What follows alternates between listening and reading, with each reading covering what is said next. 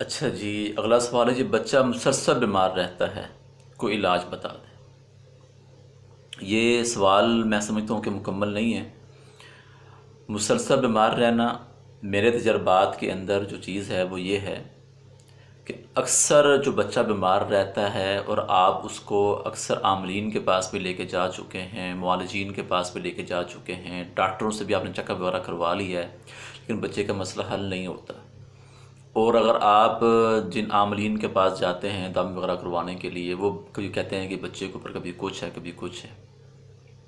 حقیقت کے اندر میں نے جو اس طرح کے پیشنٹ دیکھے ہیں، ان کے اندر میرے سامنے یہ مسئلہ آیا ہے کہ اس بچے کے والدین میں سے کوئی بیمار ہوتا ہے، اس کی والدہ یا اس کا والد۔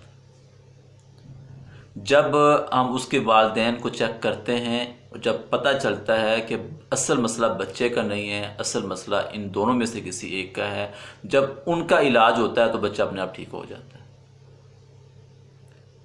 ٹھیک ہے، اس کا میں آپ کو حل بتاتا ہوں، علاج بتا دیتا ہوں، اللہ کرے بچہ ٹھیک ہو جائے۔ اگر نہیں تو پھر انشاءاللہ آپ رابطہ کر لیجئے گا، پھر میں یا کسی شرعی معالج سے رابطہ کر لیجئے گا، پھر مزید انشاءاللہ اس کے بارے میں آپ کو بتا دیا جائے گا۔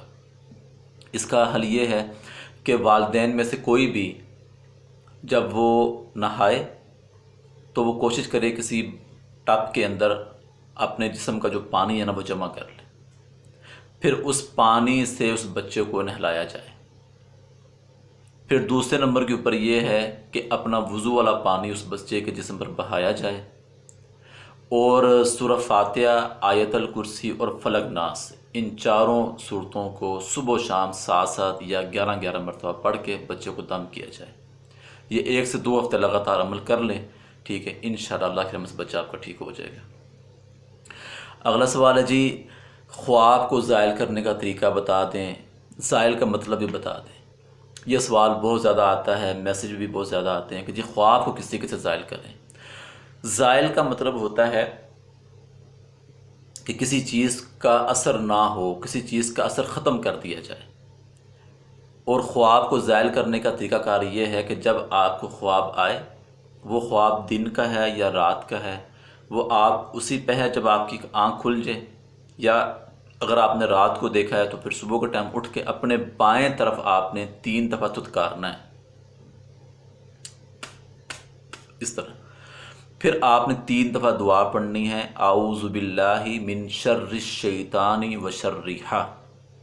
اس کو کہتے ہیں خواب کے اثر کو زائل کرنا، کیونکہ جو آپ نے عمل کر لیا ہے، اور جو خواب آپ نے برا دیکھا تھا، اس برا خواب کو دیکھنے کی وجہ سے جو شیطان نے آپ کے ساتھ شر لگانا تھا، آپ کے یہ عمل کرنے سے اللہ تعالیٰ آپ کے اس خواب کو زائل کر دیں گے، یعنی کہ شیاطین کے اس اثر کو ختم کر دیں گے۔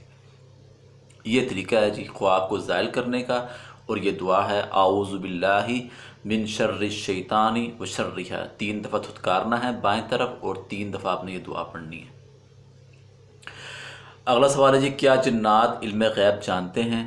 جی بالکل نہیں جانتے۔ مشہور واقعہ ہے کہ سلیمان علیہ السلام کو جب اللہ تعالیٰ نے موت دی تو اس وقت آپ کیا کر رہے تھے؟ جنات سے کام کروا رہے تھے، اور ایک لاٹھی کے سہارے آپ کھڑے تھے۔ اسی حالت میں آپ کی روح جب پرواز کر گئی تو جنات کو تو نہیں پتہ چل سکا۔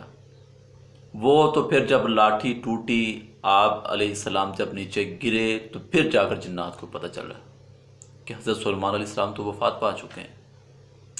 پھر اسی طرح جو کہ وہ ابو ہریرہ رضی اللہ تعالیٰ عنہ کا جو معاملہ ہے، کھجور والا جو واقعہ ہے، جب آپ نگران تھے کھجور کے مال پر، تو وہ جن ہی تھا کہ جو آیا تھا چوری کرنے کے لیے، تو جب آپ نے اس کو پکڑا تو اس نے جب منت کی تو چھوڑ دیا۔ اگر اس کو یہ پتہ ہوتا کہ کل مجھے پھر میں پکڑا جاؤں گا تو وہ کبھی بھی نہ آتا۔ تو لہٰذا جنات کو علم غیب نہیں ہے۔ ہاں یہ ہوتا ہے، اصل میں سوال کا مقصد یہ ہے کہ اکثر جب بندہ معالجین کے پاس جاتا ہے تو وہ جب اس کے پاس جاتے ہیں تو پھر وہ ساری ہسٹری ہماری بیان کر دیتے ہیں کہ جی آپ کا یہ نام ہے، آپ فلاں جگہ سے آئے ہیں، فلاں جگہ پر آپ کی رہائش ہے، آپ نے یہ کھایا ہے، آپ کے ساتھ یہ معاملات ہیں، گھر میں آپ کے یہ ہے، یہ چیزیں بتاتے ہیں۔ پھر وہ بتاتے ہیں کہ جی ہمارے ساتھ جنات ہیں، تو پھر وہ ہمیں بتا دیتے ہیں۔ اب یہاں پر لوگ سمجھتے ہیں کہ پتہ نہیں جنات کو غیب کا علم ہوتا ہے کہ وہ یہ بابا جی کو، پیر صاحب کو بتاتے ہیں، تو آگے پیر صاحب ہمیں بتا رہے ہیں۔ یہ سب فراڈ کرتے ہیں، جھوٹ بولتے ہیں، دھوکہ دیتے ہیں۔ رسول اللہ صلی اللہ علیہ وسلم کا فرمان ہے کہ جنات آسمان سے خبر کو چوری کرتے ہیں، پھر اس میں سے 100 جھوٹ ملا کر پھر اپنے جو ہے نا وہ آگے جو ان کے جو پیر فقیر ہوتے ہیں ان کو پھر جا کر بتاتے ہیں۔ تو یہ جادوگر قسم کے لوگ ہوتے ہیں، ان سے بھی بچیں۔